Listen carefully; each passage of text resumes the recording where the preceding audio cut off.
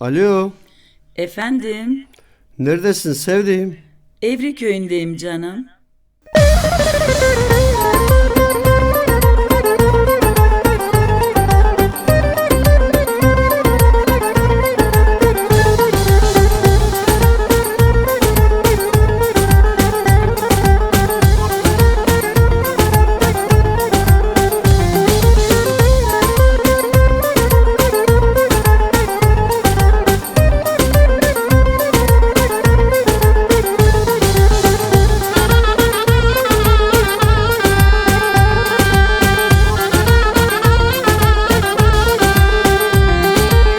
Canımdan kıymetli gülüm neredesin?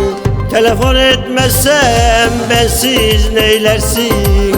Sonra yakalanın döverler seni. Kapının önünde salmazlar beni.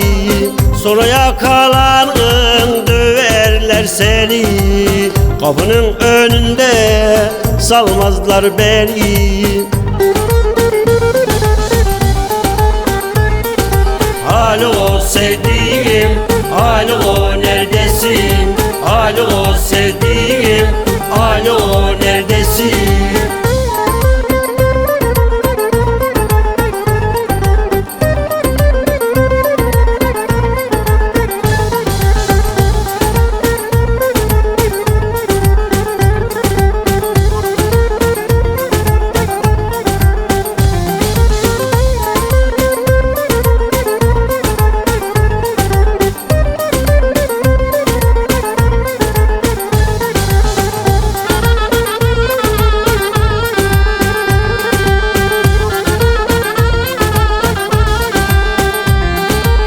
Titreşimde kalsın telefonu kur. Çağrı bırakırsam ara beni bul. Sakın yakalanma, bir şeyler uydur. Sevda sokağından salmazlar beni.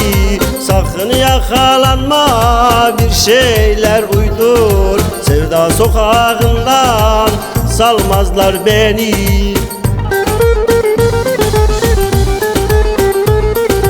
Alo sevdiğim, alo neredesin? Alo sevdiğim, alo neredesin?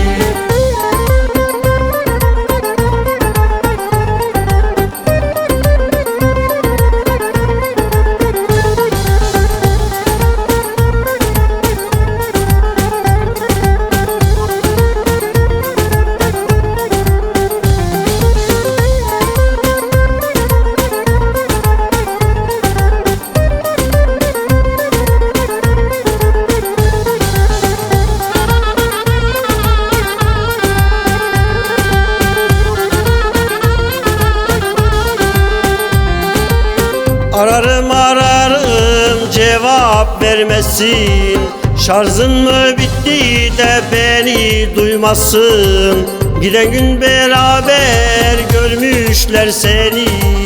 Gaziantep'e koymazlar beni.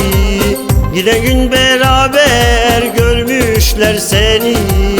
Evri köyüne de koymazlar beni.